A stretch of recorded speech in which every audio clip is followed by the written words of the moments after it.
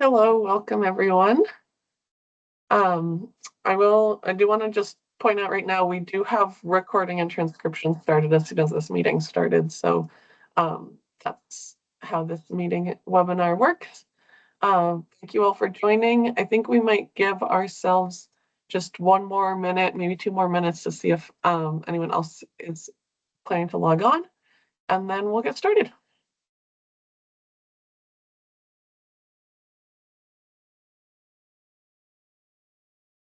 It's going to be a pretty informal presentation today, but just trying to help you all have the skills you need to get applications in for the April 1 deadline.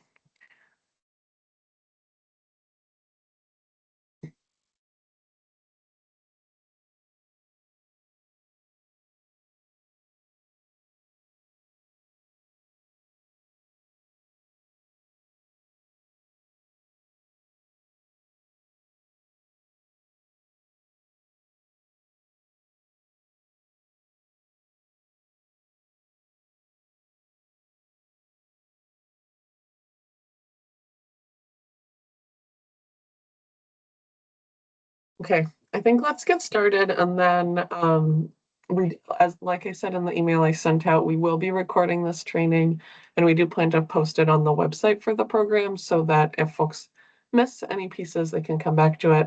But I do have just a short introduction before we get into the meat of it, so hopefully it'll be a bit of a refresher for you all. Um, so hello, welcome. My name is Sonia Howlett. Many of you probably get a lot of emails from me. I run the Farm Agronomic Practices program to help send out reminders about deadlines and applications, and also process agreements when they come through. Um, so most of the meeting today, the webinar, Connor will be going through some nitty-gritty around the map that we require for FAP grazing, and also the grazing plan template, and walk through how to work through that if that's something you haven't done before, if you are looking for a refresher. But I'll just start with just the basic reminders of how the program works, which hopefully I've sent enough emails by now that folks have a pretty good idea, but always good to have a reminder as well. The deadline for spring and summer applications is April 1st. Grazing is included in that, as is frost seeding or no-till pasture and hayland renovation, the requirement for which is basically that you're reseeding your pastures and haylands without tillage. And we also see all of the no-till practices coming in at that time, no-till crop planting, crop rotations. And if you are planning over the course of the summer or fall to do manure injection or cover crop, I would encourage you to put that in your application now. Then we only have to do the paperwork once, and it makes it easier for all of us. One note on that is when you are applying, I would encourage you to be somewhat optimistic about what you think you might get done this year, whether that's in the number of acres that you aren't sure if you're going to graze that far back paddock or not, but if you need to, you will. I would include that acreage in your application just so you have the option and you have money set aside for in case you get there. Similarly, if you aren't entirely sure if you're going to end up borrowing a no-till drill and reseeding, but you think you might, I would encourage you to put that practice in your application now. The way that works is that we set money aside, and we write in your agreement that you would have the option to do that. And if you don't do it, it's okay. At the end of the year, you just tell me what you did do. We'll pay on what you did do, and we won't pay you on what you didn't do. And there's no consequences to not getting to everything that you said you might do. So that's one reminder I like to give people as they're applying. You should have seen if you got my emails, and if you didn't, let me know and I can forward you. But there are two ways to apply. One is online, which is a pretty easy portal. Try to have all of your materials, whether it's your maps or your grazing plan, ready before you start this application, because it will ask you to upload them. And if you don't have them ready, I'm pretty sure it goes and times out after a while and deletes everything. So start the application once you have your materials ready on your computer. Or you can also print down here a little further.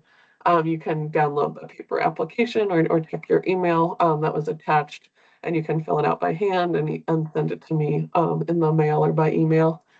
And there are links throughout this also for downloading the grazing plan template, which Connor's going to walk through a little bit later. So if you do need to start with a fresh copy, you can download it here. It is the same version, exactly the same as last year. So if you have a copy from last year, it might be easier to start with the copy you have and update it rather than starting fresh, but that's up to you.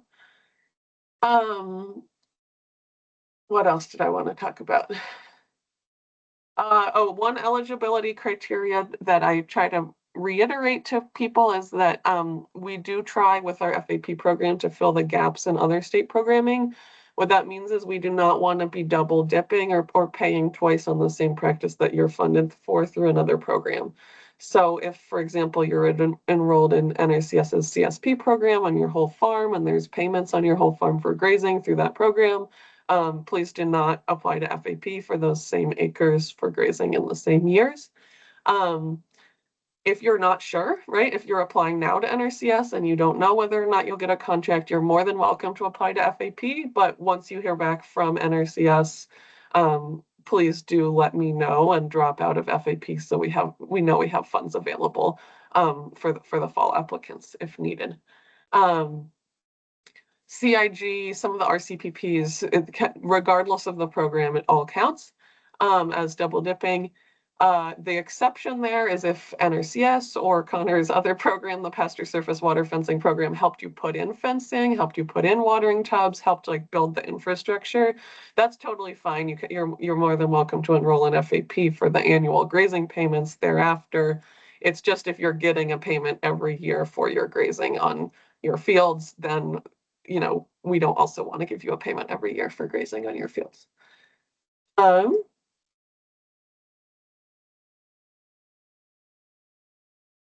Program requirements for grazing specifically, they're on the spec sheet. I think most people know them by now. Pretty straightforward. You should be rotating your animals at least twice a week, which means ideally your animals aren't in any pasture longer than 3 days. Animals are fenced out of surface water except at well-managed crossings or watering areas. That well-managed most likely means that either NRCS or the state helped you put it in and that there's not a lot of erosion there. That means essentially that your animals should have water available to them. That's not the stream. That is where they go when they're drinking their water.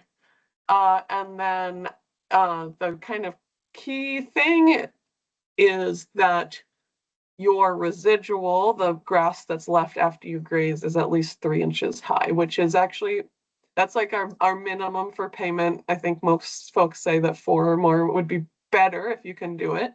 And that's because the grass regrows much more effectively if you are leaving more of that stem and root able to come back for the next year. And that, I think, is my segue into the grazing planning, right? And the idea of grazing planning is to be able to ensure and to look across your operation and make sure that you're going to be able to move your animals and in a way that allows for that regrowth over the long term so that both you have beautiful pastures in the spring and that will last you all the way till October.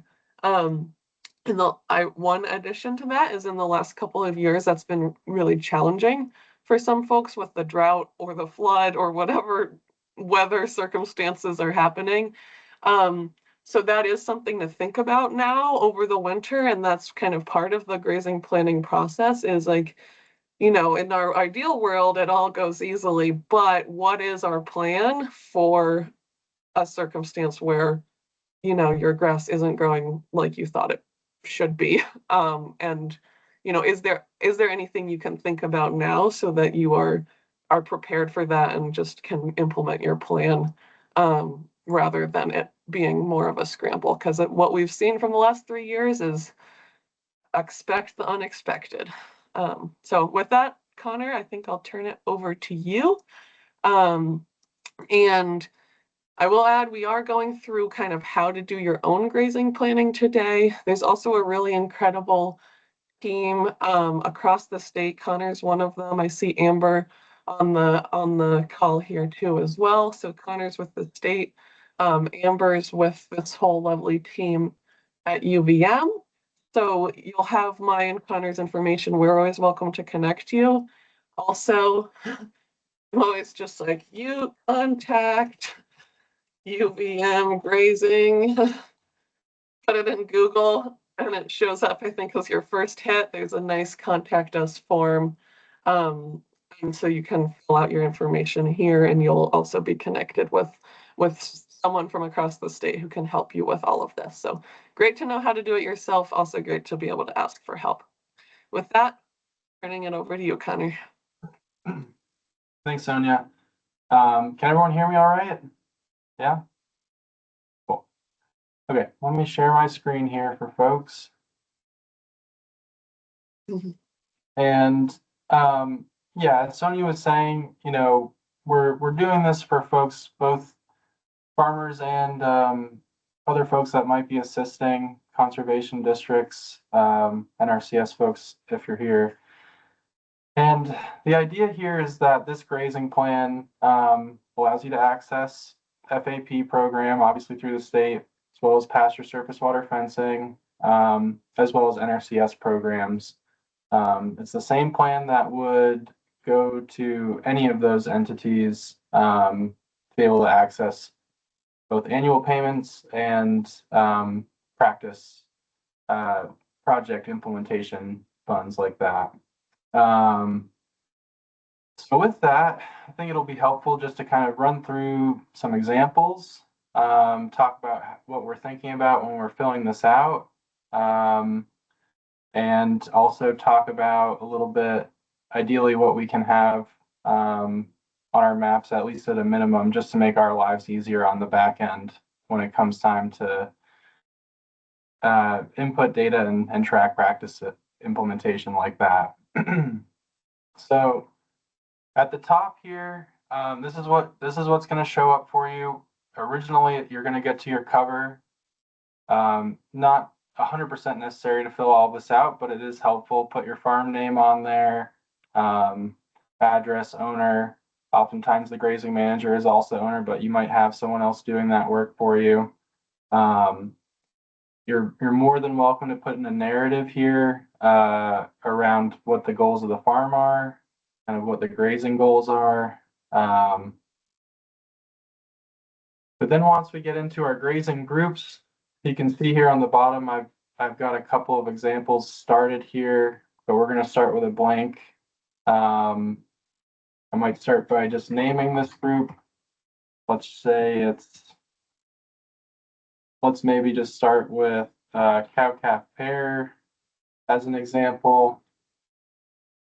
I might just provide some notes on that group and say there's 20 cow-calf pairs for this group. I could put other info in here as well, depending on what supplemental feed is. And a cow-calf pair, I guess to go back a second here, the grazing plan that's being submitted for this grazing group here specifically, it is static, right? So it's not really capturing that change over the course of the season. If you wanted to recalculate things kind of on a month by month, you know, assuming that your group size is changing or the herd, you know, demand is changing, I would suggest that you kind of go through things and add in almost an additional group here at the bottom like that. But I'm going to select my type of livestock. So we have cattle, cow-calf pair as an option. There are just from tables provided a value. You can input your own value here. This 1400 number, say, you know, if it's an Angus cow with a calf, that might be a pretty big calf at that point. But we can just use that number just to start. Again, I would say based off of what your animals are or the producer that you're working with, talk with them, figure out what represents what they're doing as slightly as an average, you could say, over the course of the season. We're just going to use the 3% number here for dry matter demand. You can get a different percentage of dry matter demand by weight, either by thinking backwards of what you feed in the wintertime and what the actual group's feed intake is, and say, okay, that's how much we also need to be feeding in the summer months. It's going to give us our estimated dry matter demand per animal. We're going to input our 20 head for this group. And then this number here is going to give us our estimated group dry matter demand. Sorry, go ahead, Sonia.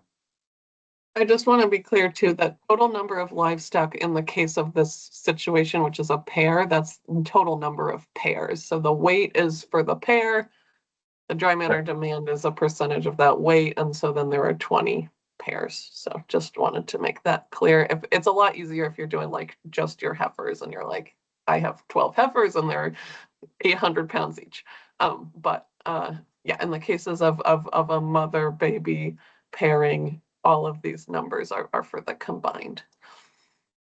Right, thank you.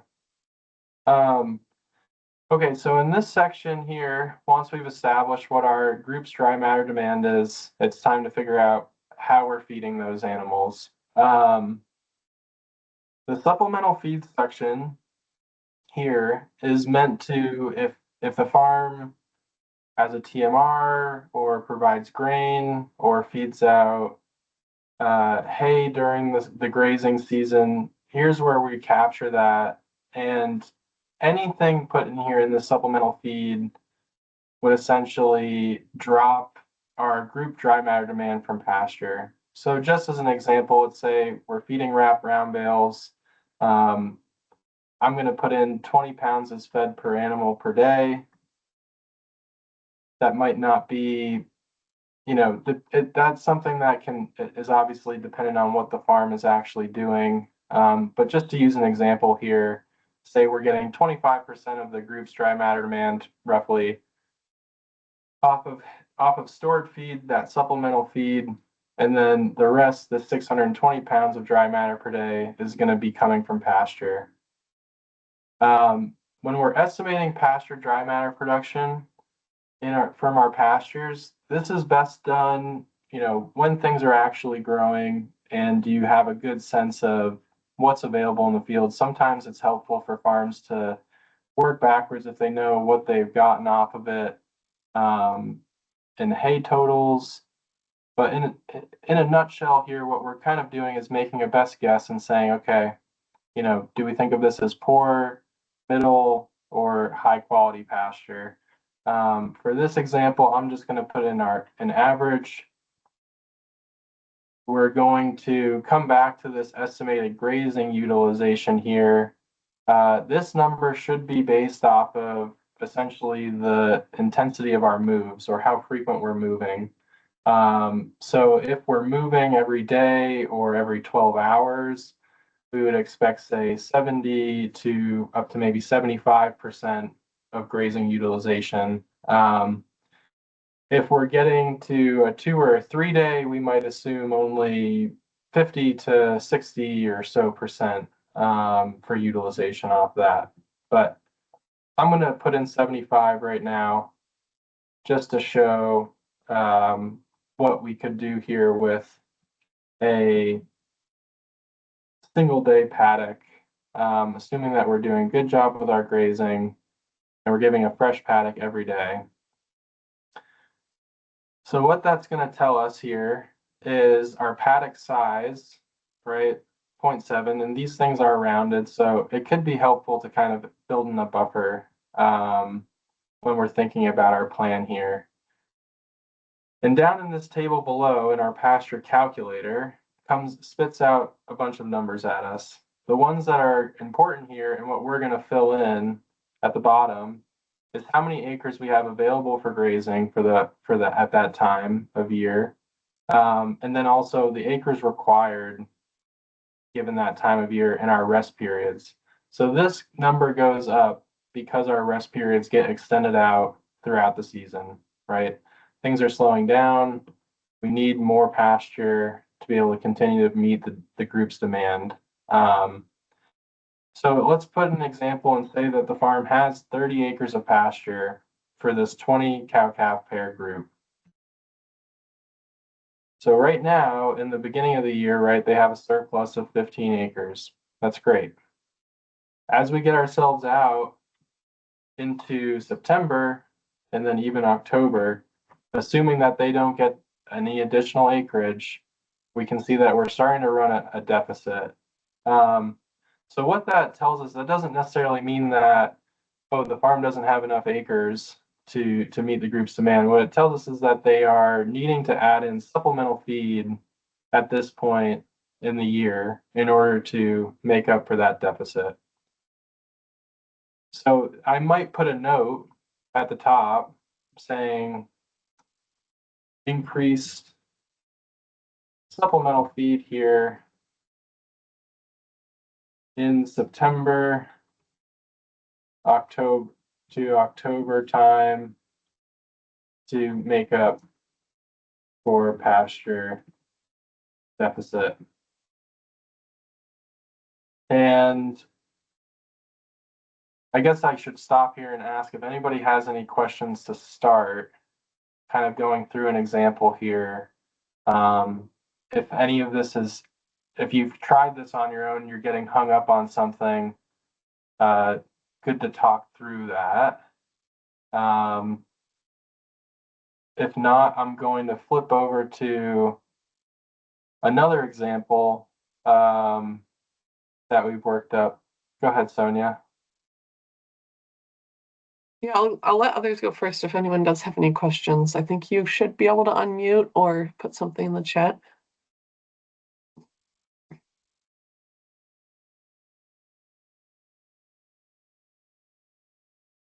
I think I have a question. I was wondering if it is a good idea to make the plan based off of the previous season's records and calculate the acreage available per month that way, or talk to the farm if there's another way to make those calculations. Yeah, so the acreage available per month, a more realistic, so here's a better example where we can kind of parse this out a little bit better, right? So in May, when we have a surplus of 56 acres here for this example, we might actually only be, sticking with, say we grazed 40 acres and well, I'll leave that there as the 96. But the point is that this 56, they may take a first cut off of this to begin the year, right? And then they don't add this acreage in until later in the season to be grazed like that. Yes, working off of your records of like, here's how I plan to feed them. Here's where I'm taking first cut. Here's where I'm grazing. Here's the acreage that I then incorporate into the plan later in the season. That's important to identify.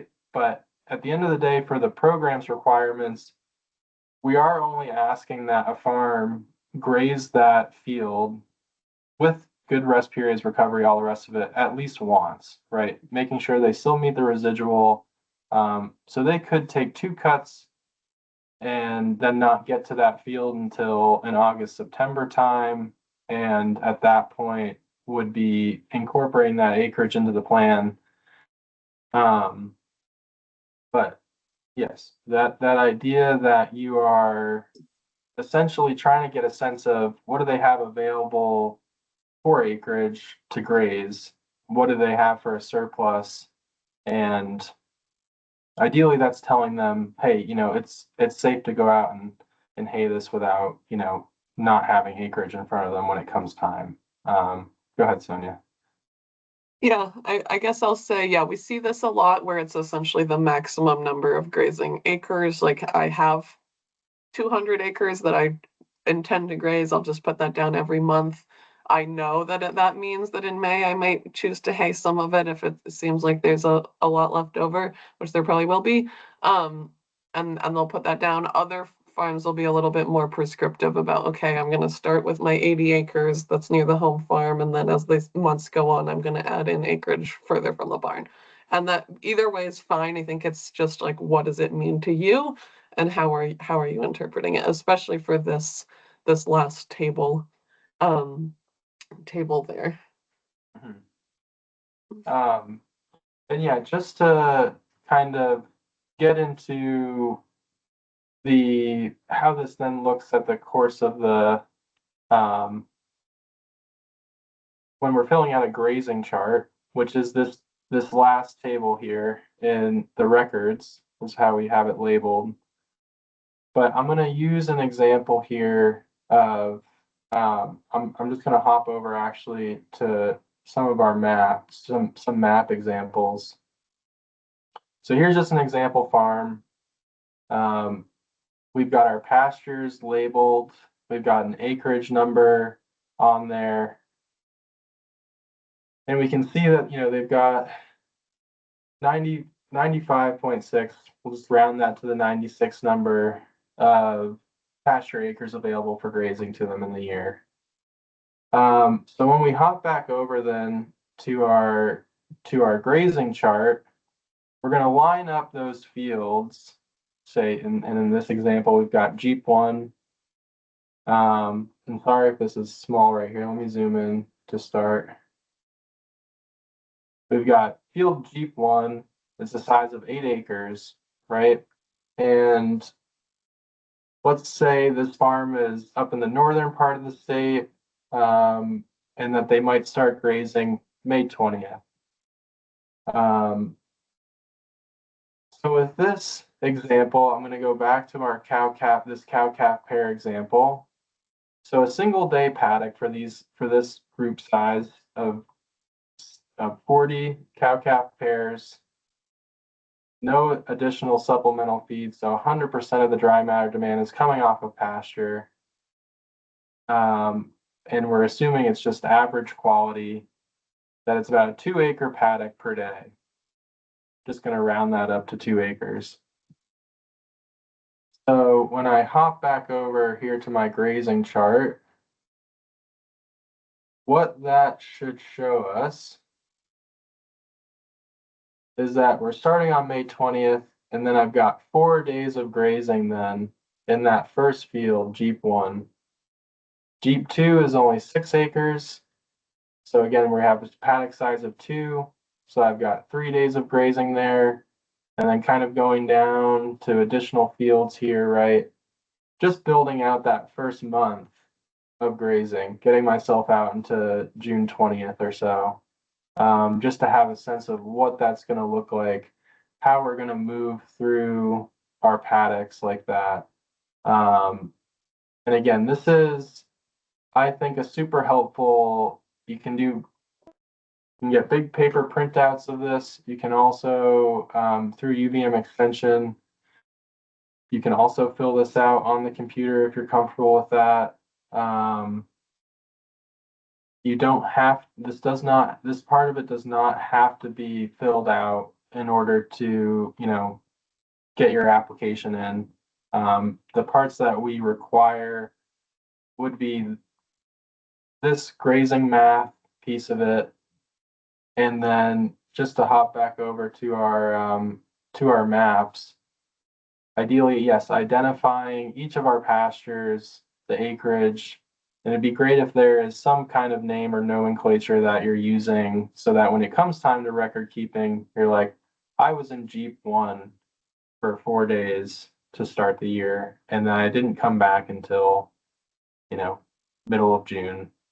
Some other examples, just another example of that same map. Here's with our paddock subdivisions broken up.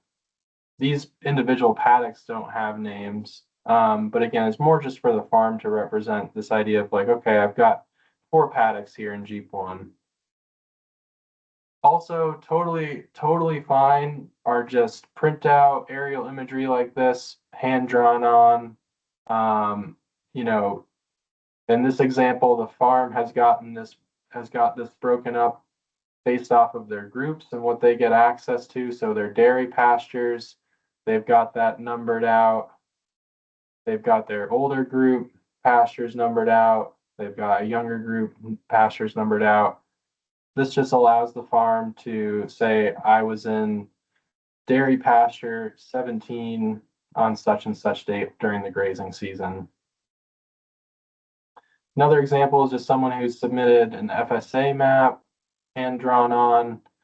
Again, they've done a good job of just making sure that they get a name on there, an acreage size, and yeah, that allows us to know what their acreage number was and line it up with their records at the end of the year. Yes, I think I saw, or sorry, maybe you had responded in the chat already, but Yeah, I was hoping we could talk about that on the full meeting. So yeah, well, before we move on from the maps, I think Connor was saying this morning, he likes making maps for farms. So if you're kind of seeing those nicer maps that he pulled up and saying, oh, I wish I had one of those. That is something that grazing specialists can all help with, is getting your boundaries down and your paddocks drawn out. It can be really helpful to have that just printed out, put it on your wall. So I highly encourage folks to rely on that if you would like to see one with a little more certainty. And then back to the grazing planning. We did have one question in the chat that was essentially, okay, this all sounds very well and good, except what if I have groups following each other? How should I approach the grazing planning and the number of acres for those types of following groups? Or be thinking about that?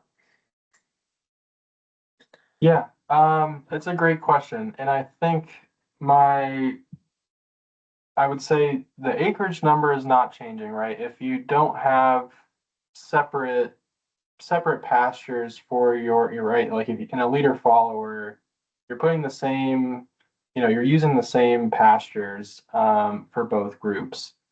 What I think would potentially be affected when running that calculation. So in that situation, I would put still the same acres available for grazing, and I would be filling out two separate groups here, say a cow calf and a sheep. And the difference, though, I would assume, depending on the timing, is that you would have less dry matter available in that pasture for your follower group. And Amber, I'm happy to lean on you for this as well, because I'll be frank, I don't have tons of experience with what kind of some of those assumptions are. Say you have a cow calf group leading a sheep follower group, or vice versa, you're doing sheep first and then following with cow calf. I'm Do not you want me 100%. to explain like what I do usually, or? Yeah, I mean, I would say if you have an idea of like how you are estimating what dry matter is available to that follower group, that would be great.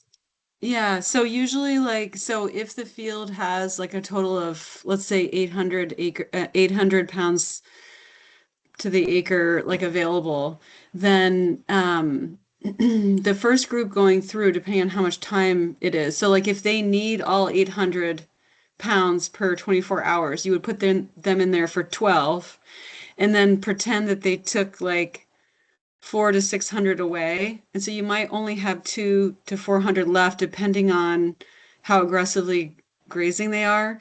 So then you would adjust like your grazing plan group 2, and you would have to set the estimated. You can actually just type in, like, if you don't want to go through estimated production, you could go right to the available dry matter and just put 200 pounds there. And then you can figure out, like, is there enough there for your other group? Sometimes I know there's a lot of talk in like grazing world that like you can add one sheep for every cow without additional dry matter. And I think it's not true. And I think it's something that applies to Western grazing, because in Western grazing on rangeland, there's like some stuff the sheep can't reach. that the cows can. So if you have a very brushy field, that might be somewhat true, but remember that brush does not recover at the same speed as grass. So like a first pass through a brushy field might be quite productive, but then 90 days later, that brush has barely grown back. So the dry matter per acre is going to be way less on a second pass, and maybe even for the whole rest of the year. Like sometimes brush needs a full year of recovery. So instead of doing all that really crazy math, it's better to just kind of, when you measure a field, that's the other thing I was going to say when Connor was going over maps. Like those maps he has are awesome. And I do see a lot of incorrect maps out there. So like sometimes people have like an old FSA map and the field has literally grown in from the outside, and a once 20-acre field is now a 15-acre field. Yes, Um, I'm here. if maybe you Okay, I can got my mute calendar. them, Sonia. So anyways, does that make sense? Like, so like not only like double checking the actual acreage you think you have, also people tend 9 to a.m. overestimate. I've got something, but that's Can you guys hear that? We're good. Okay. Anyways, so people tend to overestimate their acreage slightly. Not always, occasionally it's the opposite. So just double checking to make sure that you actually have what you think you have. And then measuring out anything that might be like in trees. Does that, I can still Yeah. hear some weird sounds. I think that's a good point, Amber. And just to hop back over to a map, just to show an example again of that. So here's an example of the farm's actual fence line goes all the way up here along the property boundary, includes all this woody veg.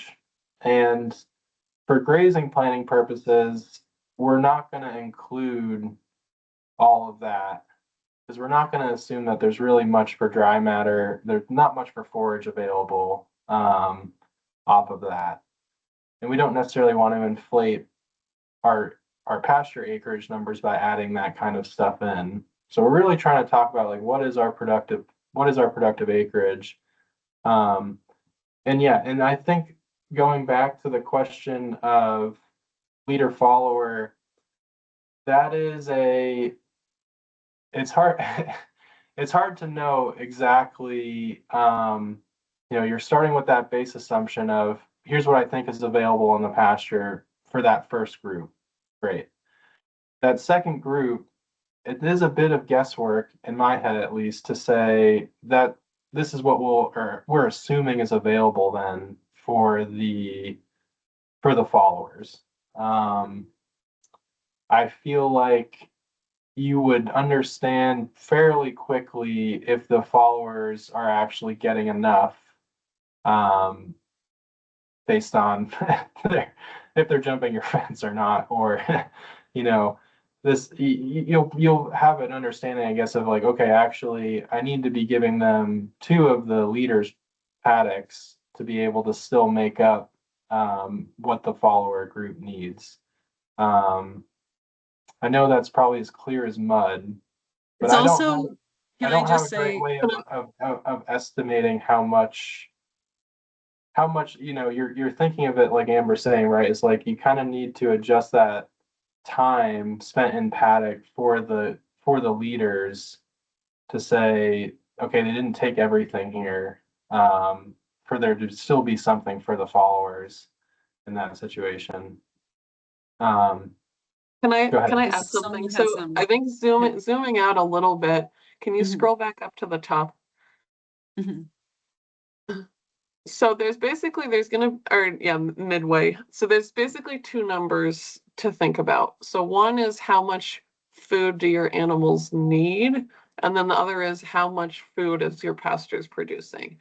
So I think in this example, John, you're saying you're trying to do a little bit of math backwards to like understand, okay, how much can I take off in that first go around? So if we start up top with the numbers that are set, right? I have this many animals. I know that I'm hoping they weigh this much, and I know that sheep, cows, yearlings, whatever they are, have this demand. That's gonna give you a pretty clear and like irrefutable number of like my group of, in this case, 40 beef cows. They need 17, just under 1,700 pounds dry matter per day for that group. You could do that math across all of your groups, and then you can have an understanding of every day, I need to be providing 3,000 pounds dry matter of feed to my combined animals who are all in various stages of this rotation, right? So then the questions that which you can play around with more are who's going first? Are we feeding supplemental feed? If so, could we tweak that to add more animals? Could we lose animals and not have to feed supplemental feed, right? Like play around with that. And then if you scroll down, Connie, I think that's when then thinking about, okay, well, if I'm thinking about honestly about my land, is it producing probably closer to 800 pounds per acre of dry matter? Is it producing 1,200? Across my various groups, what percent do I think I'm utilizing? Maybe I could get closer to like 80% with followers. I don't know. And then that'll give you a pretty clear number. That's again will just be like number of pounds per acre that's being produced. And you can kind of think of it. I would think about that potentially of like, okay, 3 groups, 3,000 pounds needed. Each acre here in this scenario seems to giving me 900 pounds. I can do some napkin math, figure out, okay, across my multiple groups, do I have enough land? And then you can play around, I think, more with the trying to make the numbers math, make the math for each individual group. But I think if your goals are to try to see overall, do I have enough? That's one approach that you could consider. Am I correct to think that another way I could do this is, so I think the heart of what I was wondering is how much are the sheets in the workbook talking to one another? But I like in the pasture calculator, if I'm showing I have excess pasture, I guess another way I could approach it is to take that excess pasture and plug that in as my available pasture. Just if I'm thinking about like Totally. stocking rate, overall carrying capacity for the season. As the sheep flock grows and we have like a different number going into May each year, I think, what I want to figure out the best way to do is to say, okay, cool. I have enough extra grass this year to finish X number of beef cows. And okay, that's really helpful. Thank Totally. you. Thank you. Yeah, There that's a great is question. the grazing narrative. If you click on that tab, Connor, and look at the top of the screen there, all the way Grazing over narrative. to the narrative at the bottom, it's in yellow. Yep. So that actually does add up. So if you look at that, John, like it will Yeah. compute from each group over. So it will show you like if you have this many required for cow calf, this many for your dairy, and this many for whatever, it will kind of show them to you in one place. But unfortunately, That's great. yeah, that's somewhat helpful. The other thing is we can do, if you guys are interested, you can do backwards math pretty easily if you're trying to figure out the carrying capacity for, like I can tell you how to do it briefly right now in a minute, and then I can type it into the chat. And so you would take, like, if you guys have your calculators ready, say you have 50 acres, you can divide that by the rest period that you feel is appropriate. And I would say no less than 45 days. If you want to feed less hay or start feeding hay later, you would go by 60 days. So you take 50 acres and divide that by 45 days. And that will give you 1.11 acres per day available. And then we would multiply that by what we assume, and we don't know for sure ever, but like what we assume the production might be. So on average, maybe we could say 800 pounds. So you would say 1.11 acres per day available times 800 pounds per day. That gives you 888 pounds of dry matter available to eat with whatever eaters you have. So you could divide that by 30 pounds is a very average amount for an adult cow to eat who's not nursing a calf or doing any growing. 1,000-pound cow. So you would take 888 pounds and divide it by 30, And that gives you, the answer is 29.6 cows is how many cows you can hold on that acreage with a 45-day rest period. So you can literally mess with the rest period. You can also take the 888 pounds and minus the cow calf pairs that you want from that. And a cow calf pair would be more like, maybe they would eat like 40 pounds or something. It depends on the size of your beef. And then whatever's left, maybe there's 200 pounds left, then you could divide that by an average sheep might eat 7 pounds. And then you're like, okay, I can fit 12 sheep or I can fit 30 sheep. But I know this is a little complicated and Yeah, I don't have I the was gonna screen. say, I think one of the lessons from this is Oh, that's great. grazing specialists are great, and if you want to get deeper into the math, Amber is really great, Yasha too, Connor as well.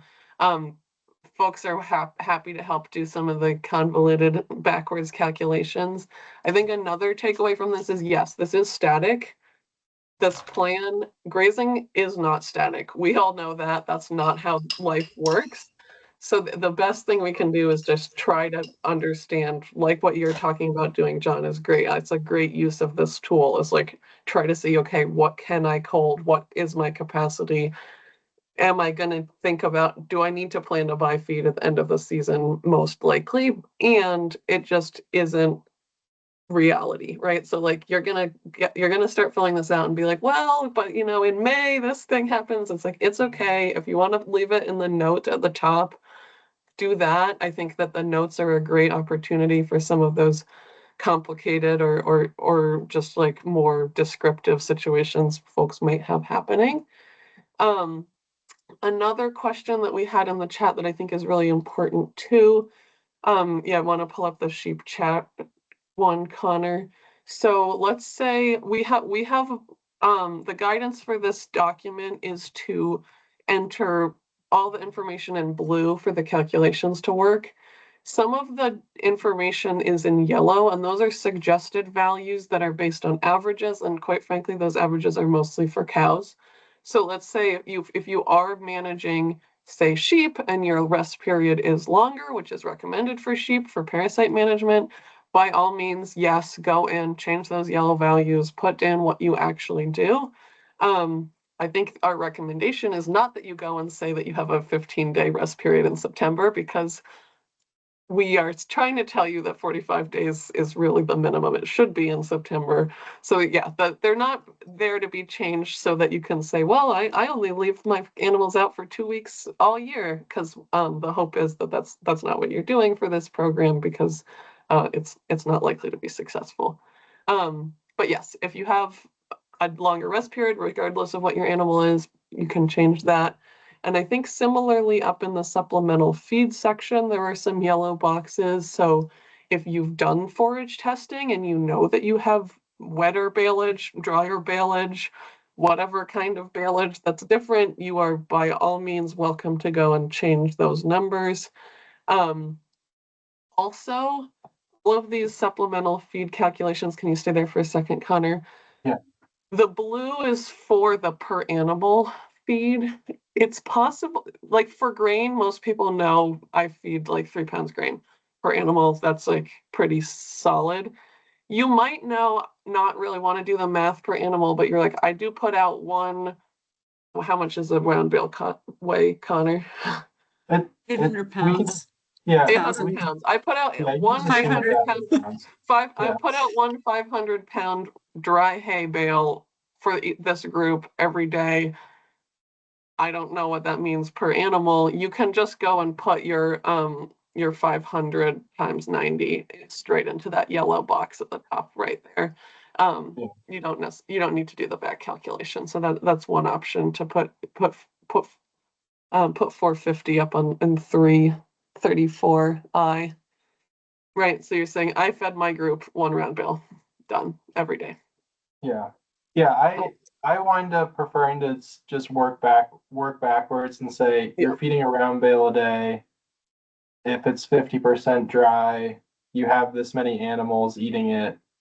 Let's assume that Fill in each the animal blues. is getting this amount of weight. But there's a couple different ways to enter in that supplemental feed. Yeah, I know, Liz, in your question that Sonia had mentioned, right? But that's what I would do is alter your rest periods. Put in, if you're doing a 60-day rest, that's what we should do. And maybe we can just go through a sheep example. Can I add one Right thing, here. Connor, before you start that? Yeah. One thing that's a problem with this sheet, and this is something that like, because Connor and Sonia and I worked on this sheet a lot with also other people who aren't here. Like, there was no way to make this perfect. It's not a perfect tool. Like, the one problem is like, well, one of the many problems is like you can't really make a group. And like Sonia said, you have one choice for type of grazing livestock. If you graze a flood of sheep and cows together, you have to essentially choose an animal unit that's like one cow and sheep and then put them in there as like the composite weight. Or you have to put like your sheep and your cows in two separate groups and then manually add the amount of like acres per day. So do you see what I mean? That's a little bit annoying. If you do have to do that, because we try to come up with a way to do this, and honestly, it would have made this insane math scramble with like 1,200 spreadsheets like going down. So instead, you can put a note in the yellow box that says notes on grazing group and can say like, this group is actually like 12 ewes and their lambs plus 12 cows and their calves. And we did a composite, like a weight, and we counted it as 12 units or something. Cause like, it's really hard to combine. It just gets too complicated. The other thing is that animals gain weight over the season. There's growing calves, right? So if you have it's easy with milkers because they don't change. They eat maybe varying amounts of supplement in the barn, but they're not gaining weight during the season. But a calf could go from, depending on when they're born, right? 400 pounds, it could go from 200 pounds to 400 pounds or 600 pounds. So they might double their intake by the end of the season. And you can't really change that. This is like an average. So you either have to pick, like, what might my cows and calves weigh together on July 1st? Or maybe you have a system where like you start processing beef out of that group in July to make up for the gain that you've had in your calves. You see what I mean? So you can either you can yeah. It just there's no way I to think the make this takeaway is perfect. it's a static tool. Hopefully it's helpful. It won't be right. Do what you can to make it as close to helpful as it can be. And I would say, yes, those notes are huge for like the complicated situations that we're all in. And we as the state, when you're applying for FAP, we're not going to be like, oh, you need to have a flirt and now we don't understand. Just like put it in, do the best you can. Our goal is for you all to be using it and to also be demonstrating to us that you do have a plan and you are thinking about these things. So thanks for that, Amber. Yeah, I think all great points with that. At the end of the day, this static grazing plan is more than anything meant to help you access programs, give us a sense of how you're managing things. Understandably, you make a plan and then life happens. So it's not meant to capture all of the nuance. And something to point out as we're talking about this, right? Getting into the nitty-gritty on some of this stuff. When I look at it when we look at this farm's land base of pastures, there's probably a lot of variation in quality across all these pastures, right? You can see that they've got a couple of these labeled as milk cow from when they were a dairy, and they're like, this is really good quality stuff. Once I get, into the wet pasture, which I might not be able to get into later into the year anyways, because it's wet, I'm probably assuming that the forage quality is not as good for something like this. And so this grazing, the grazing math on that one side is not going to capture necessarily the nuance of, hey, this is low quality and this is high quality, right? It would be wrong to assume that, this wet pasture, we might only get 2 paddocks out of this versus 3 in comparison, even though it's like we're a little over 6 acres for this and we're close to 6 acres for our milk cows.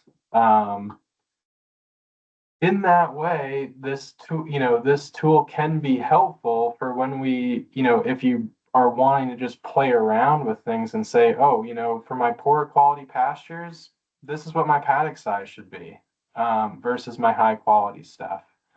And yeah, I think maybe it's good to also just do a quick example with the sheep, just to kind of show what our 60-day rest periods would look like for them. Amber, do you want to just spout off some numbers for me of what you think here? Should we put in? Sure, you can put 250. It depends on this. So breed matters. Please put your breed in the yellow box. If you have Icelandic sheep, they're like half the size of like British wool sheep. So they're going to eat half as much per animal. The dry matter demand I always pick is 4. What? Does it give us some numbers? I'm looking at the time. I think we're going a little over, and I do want Oh, to yeah. leave another Um, question chance then.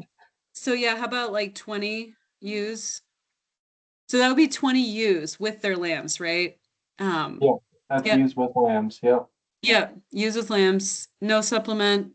I would say 1,200 there for an average pasture, 70% utilization. And then maybe like a 2-day occupancy, that's not uncommon. Yeah.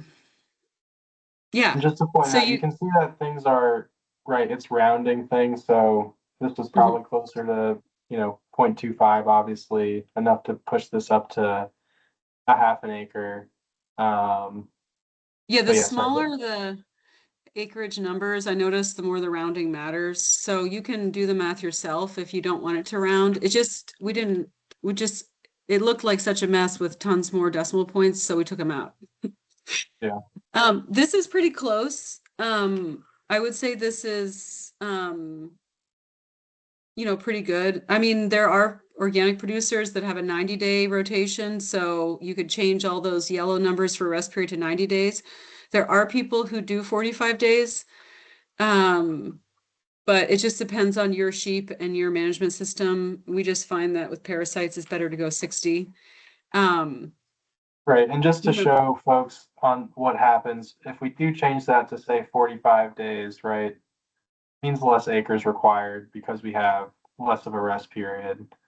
And yeah, as Amber is saying, so much of that's based off of parasite management.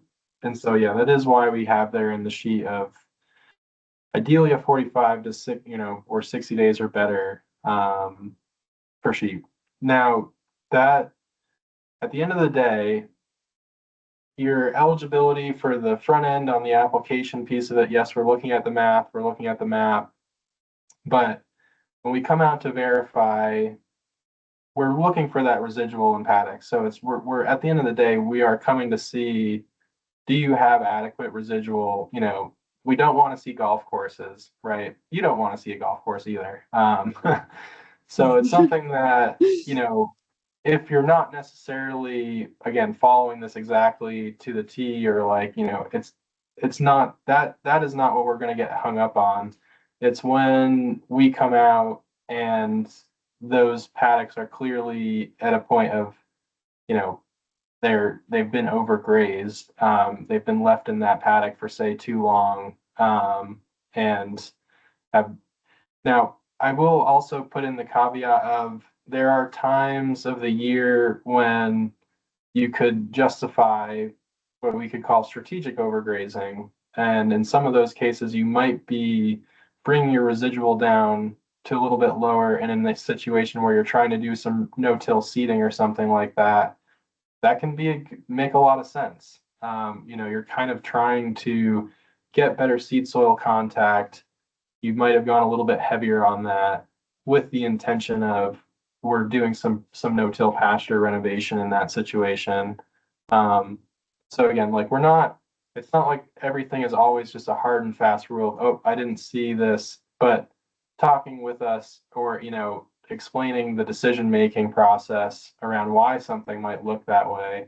And again, obviously last year with the way the drought was, things were not recovering, right? So you're not necessarily coming back in and seeing good regrowth, not to necessarily any fault of the farm where you can't just magically get twice the amount of acres, to add into your system. So go ahead, Sonia. Oh, sorry, I see we're at time, but Yeah, that was going to be I think we're at time. I think hopefully this was helpful. I did drop a feedback form in the chat, which we'd really appreciate people filling out. We do hope to have more of these in future years, so it will help us kind of drive what those look like. But yeah, the key takeaway on the plan, it is static. Hopefully it's helpful. It is required, so you do need one to apply for FAP. Hopefully now you have the knowledge to be able to fill it out more effectively yourselves. Also, we have all these grazing specialists available with really deep knowledge. And yeah, I do hope that you do feel that the act of going through this math and this planning is actually useful to your operation and not just another paperwork requirement. But bare minimum, it is a paperwork requirement, so you will have to do it.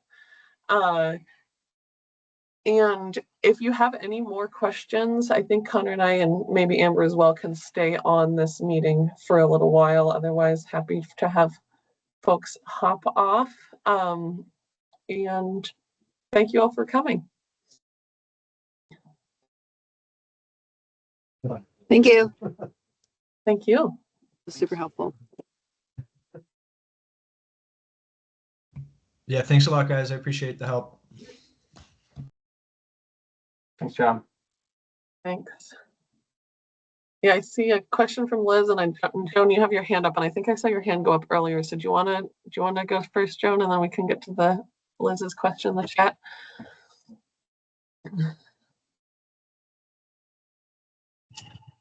I'm sorry, I had to find the microphone. Mhm.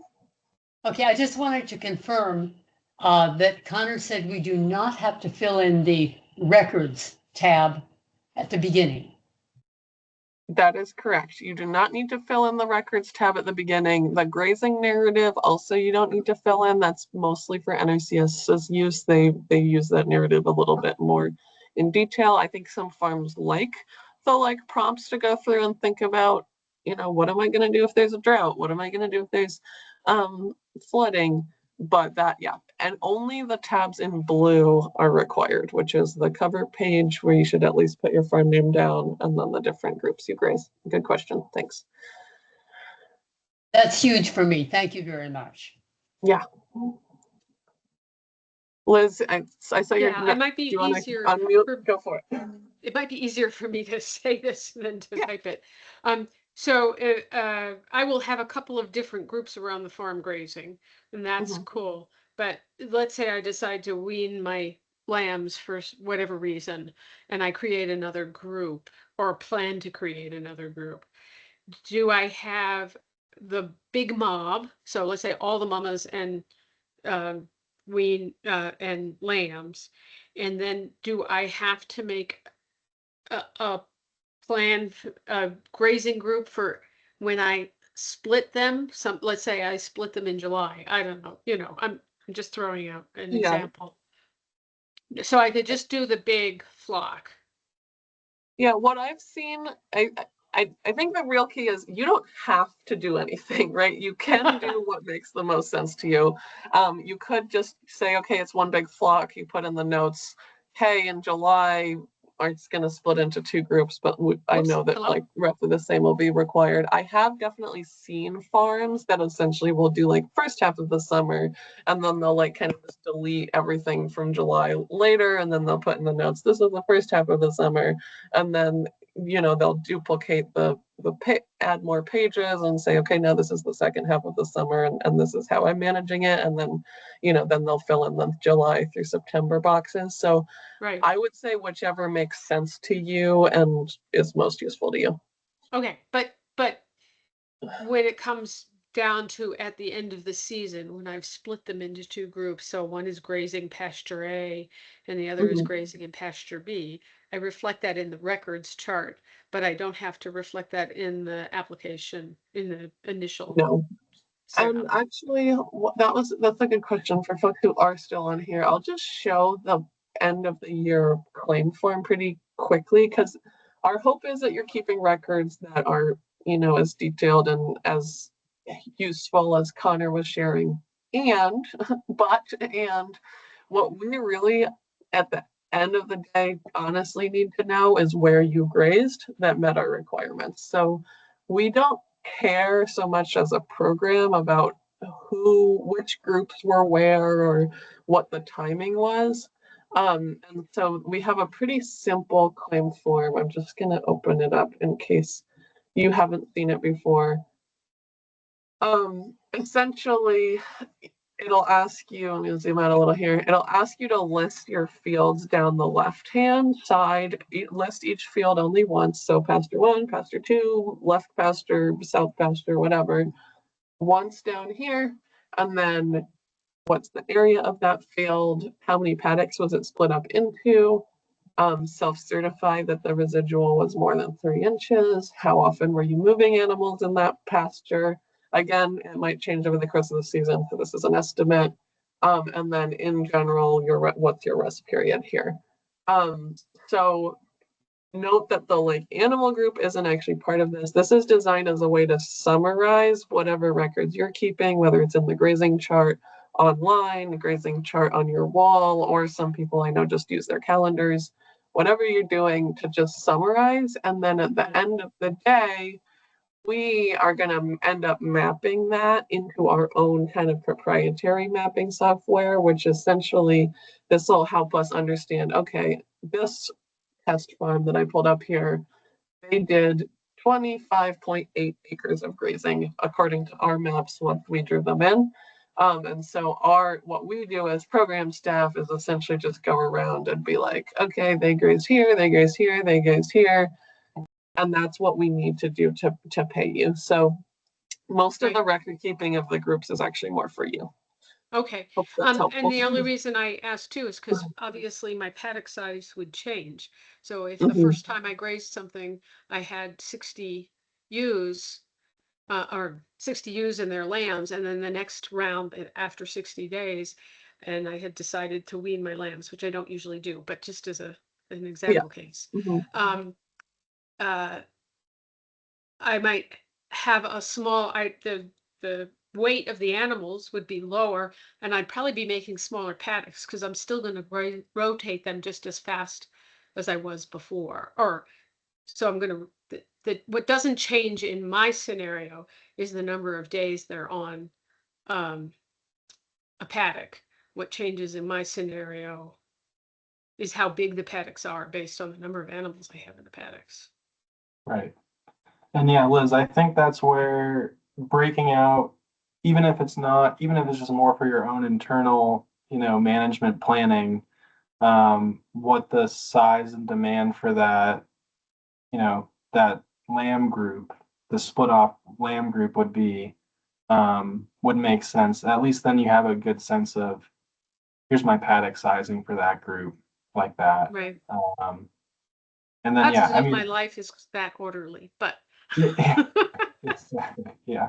given the weather. I do want to make one plug for, I know the record at the back of the grazing chart looks a little scary. It's really just like a calendar in like a table form. That's how I learned how to make grazing plans like 20 years ago with holistic management. And some people don't like that. That's actually the most accurate way to make a plan, because you can actually put your hay on there too, and you can do all kinds of other cool things like reduce acreage by refusal for cows that don't want to eat near their poops as they're lapping fields. But even if you don't want to do that, which I'm happy to visit anyone at their farm and make them one of those charts from the season. And it's not like you have to follow it, but it's a good tool to figure out where you're going to run into problems, because everyone has problems, right? But if you just use it as a record, so if you just fill a little box in and then make a note at the bottom, oh, today I weaned September 1st, I weaned all my lambs and put them in a second group. Here's their second group. This is where they're, even if you just use it as a record, even if it's not something you pass into the state or NRCS to get money with, it will make planning in the future better, and it will make things easier in the future. A good record is worth so much. I can actually back calculate every field on your property and tell you what the average dry matter per acre is, and they all are going to be different, like Sonia said, or like Connor was saying on the map. So like that can only be done if you have a record of what animals are where when. So if you're not interested in that, that's totally fine. But it is very helpful, and I find that it really does dial people's ability to plan in the future. Yeah, I mean, I'll echo that, Amber, and I think, honestly, this grazing chart is a great tool for planning and record keeping both.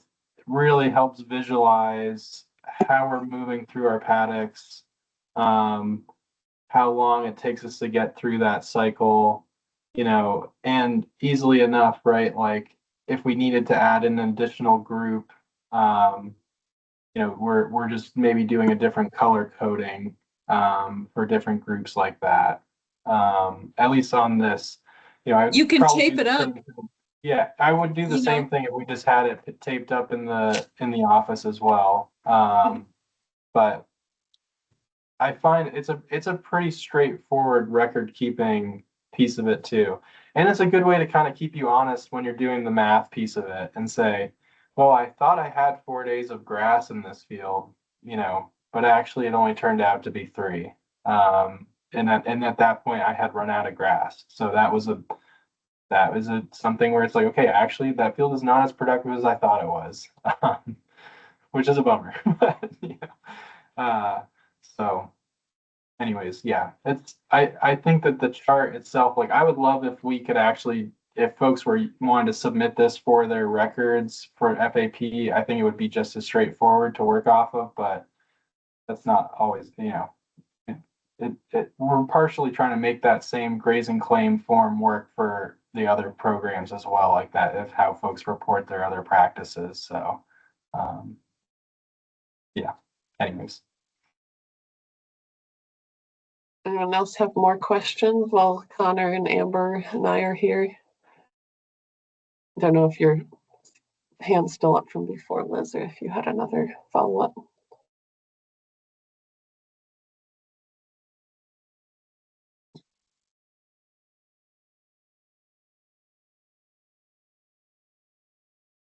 Okay, well, seeing none for right now, I think let's close this meeting up, and I think you have my email from signing up for the webinar. I can happy to direct you to Connor or Amber if you have more specialized questions, or like I said, that like contact us on the grazing form is really great to have. I'm sure anyone would be happy to come out to your farm, make maps with you, see what you're doing, talk more specifically about your particular situation. Oh, I think I stalled long enough. Someone else has a question. Yeah. Hi. Could you just run through again the idea of how you account for increase in weight over the course of a summer? I Mhm. obviously don't weigh my cattle 3 times a year. We weigh them when we buy them, we weigh them when we sell them, and we guess in between. So Yeah. how's the best way to reflect that? So you can either do you kill any animals during this grazing season or not? Actually, at the end of it. Yep. So sometimes people just, account for it that way. They're like, nah, I'm going to process 2 beef. It sort of makes up for the gains. What I would say is you could actually, you have beef, it sounds like, right? Yeah. So you could fill out 2 group things. You could have early season and late season, and you can just estimate, because you know what their weigh at the end, you know what Yeah. they weigh at the beginning.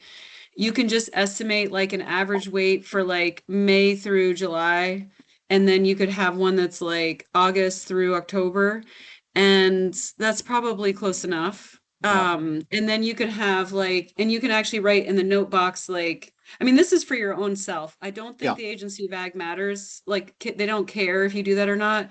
But for your own planning, if you want to like make sure you're getting enough acres in, you can do it like that. And I have seen people actually do 3 tabs, like the first 2 months, the mid 2 months, and the last 2 months of the grazing season. But also, like sometimes if you lose an animal, I mean, I Yeah. hate to say this, but that happens. It sort of makes up for the gain on the other ones. Yeah. But if you don't usually, like some people have more losses than others, like if you don't usually lose any, then don't count on that. And obviously, we don't want that to happen anyway. So it's better to have like a more accurate estimate. Because if you use a late season estimate, then all of your paddocks will be oversized for the season, and you might be sort of like wasting acres early on.